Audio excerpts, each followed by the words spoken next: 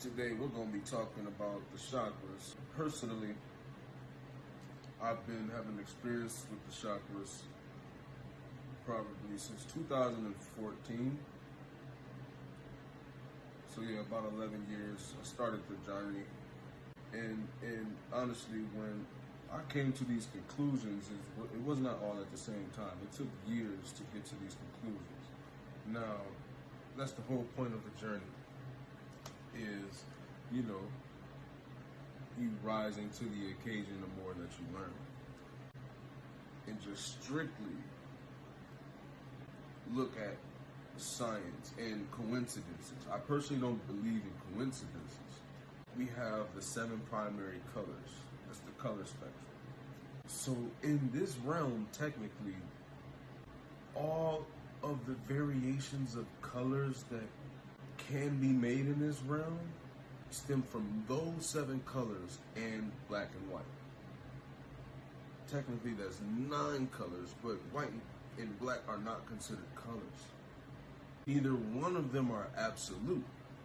So there is a particular science that I want to break down, because the science of the light, God said, let there be light.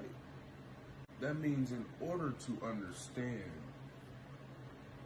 where things come from, we have to study the science of light. I'm one of those people that believe that light is sound. Also, sound is also light. Once I started doing this for myself, studying the science, it helped me understand who we are as people. I can't speak for everybody though. Now, basic science. If you shine light into a prism, it will create a rainbow each and every time.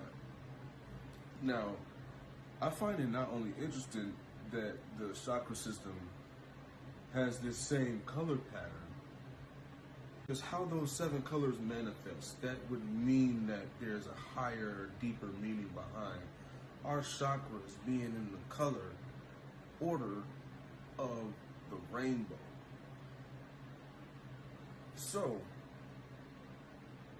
I'm like, okay, that must mean that we are, of course, vessels of light. But, we have to understand what that means to be a vessel of light and what the chakras are, because if you shine light through a prism, you're going to see colors is just fractalized light. It's broken light. You get what I'm saying? Our chakras are a byproduct of the illumination of light. These 7 primary colors are vibratory fields with their own density, meaning the 7 primary colors on the color spectrum actually represent light broken into 7 fractals. So how do we get these chakras? Just try to plant seeds into your consciousness. I'm not going to act like I have all the answers though. But either way, I'm not going to go too deep into it. The chakras are considered 7 centers of spiritual energy, aka wheels. Each chakra governs a major organ, while each chakra also is governed by a planet. The chakras are one of many ways to understanding your multidimensional nature. Everybody's saying that they want to be a vessel of God. Well, you got to be a vessel of light first. You have your vessel has to be conductive to light. But it's not just light coming off of a light bulb, though. This is ether. When we learn to understand ourselves, we will come to understand how light expresses itself dimensionally. Anyone who understands how the human torus field works, aka the aura field, you would know your body is a prism for source light. A prism, right? This is proof that you are more than the body. Because, of course, if you go look in the mirror, you're not gonna just see a prism. You don't see triangles. You can't see it. So this would mean this is a higher dimensional actuality. So therefore, we all do have a light body. So the same way our bodies have 5 points, arm, leg, arm, head, the light body has 6 points. So that goes to show it goes into higher dimensionality. This is ancient science. I am not making none of this up. Everybody possesses both polar opposites, masculine energy and feminine energy. If you understand the Merkaba, the upward triangle represents outward masculine energy, and the downward triangle represents inward feminine energy.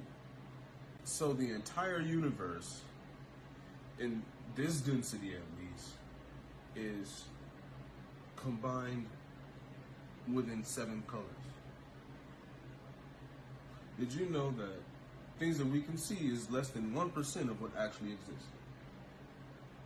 Look at this. Different vibratory fields, and each color shows that it has a frequency in particular. There's a vibration, a spectrum, microcosm, biocosm, metacosm, and macrocosm.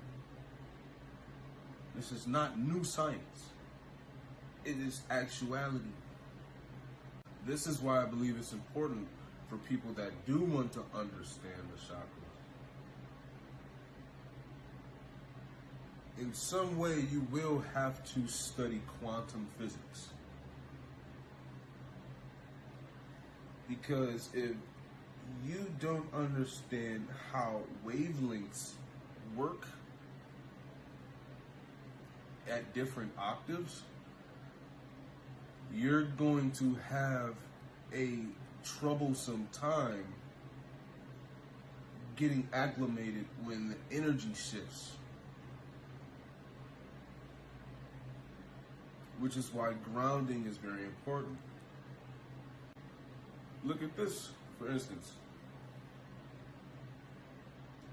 You have the Merkaba right here showing how it is calibrated with the actual organs of the body. The body is like a command center. There is geometry in everything. This is the geometry that we can discover. There's always more that we can discover. But here, you have the yin and yang. That's the same as feminine, negative, positive, masculine, yin, yang. Just as well as alkaline and acidic. Yes, there are 4 primary elements in the 3rd dimension, but there are more than just 4. But on the highest note, you have ether. The frequency of these colors, it is literally a ladder to your higher self. You see this rainbow? That was literally directly above my house the day after I had, I'm not going to talk about it right now, but yeah, it was right above my house. So, I don't know, man. I would love to answer you guys' questions. If you have any, I'll do a whole episode for you. Thank you. Peace. It's your boy Phoenix Sun, man. Pyramid Media 369. Be expecting more content from you very soon. Thank you.